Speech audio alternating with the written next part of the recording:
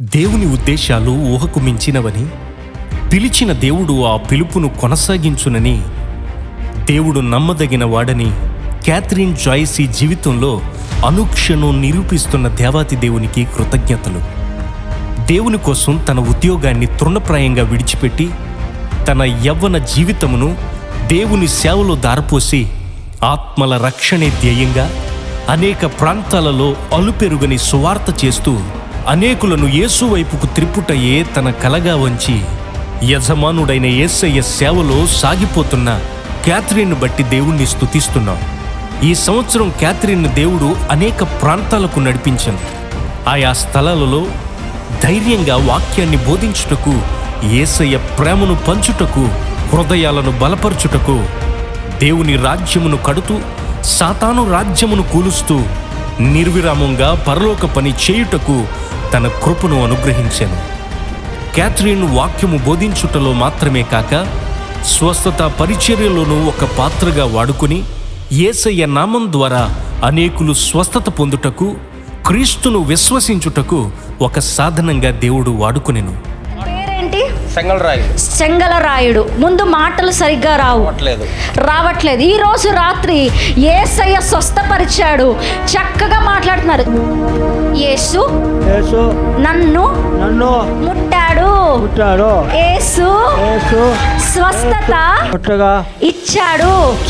యేసు చాలా మంచి దేవుడు. నీ పేరేంటి?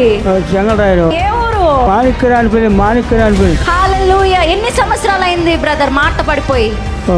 సంవత్సరం అయింది. ఆయన నోటితో ఆయన చెప్పుకుంటున్నాడు. సంవత్సరం నుండి నోటి మాట పడిపోయిందంట. పక్షవాతం వచ్చి ఈరోజు యేసు బాగు చేయగా ఈ వ్యక్తి మాట్లాడగలుగుతున్నాడు.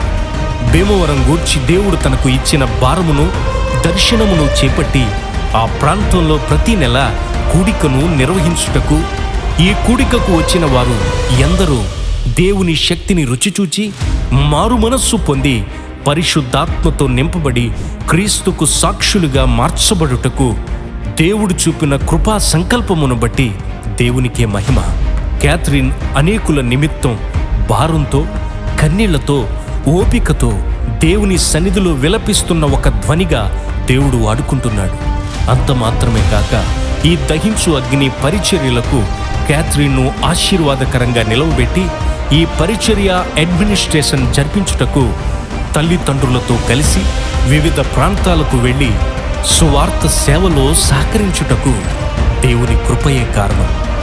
దేవుడు క్యాథరిన్ ఇంకా బలపరిచి తన సేవలో వాడుకుని అనేకుల రక్షణకు ఒక సాధనంగా, విలపించు ఒక ధ్వనిగా, క్రీస్తును ప్రకటించు బోరగా, నిత్య జీవమైన క్రీస్తు యొద్దకు అనేకులను నడిపించు దిక్సూచిగా ఉండాలని మా ప్రార్థన. దేవుని ఆరోగ్యం, కాపుదల, దీవెన మెండుగా ఉండాలని ప్రార్థిస్తూ కోరుతూ we wish you a happy birthday Catherine Joycee. శుభాకాంక్షలు తెలుపుతున్నవారు తల్లిదండ్రులు డాక్టర్ థామస్ గారు మరియు షీబా థామస్ గారు, సహోదరి కరిష్మా, దహించు అగ్ని మినిస్ట్రీస్ మెంబర్స్ మరియు చర్చ్.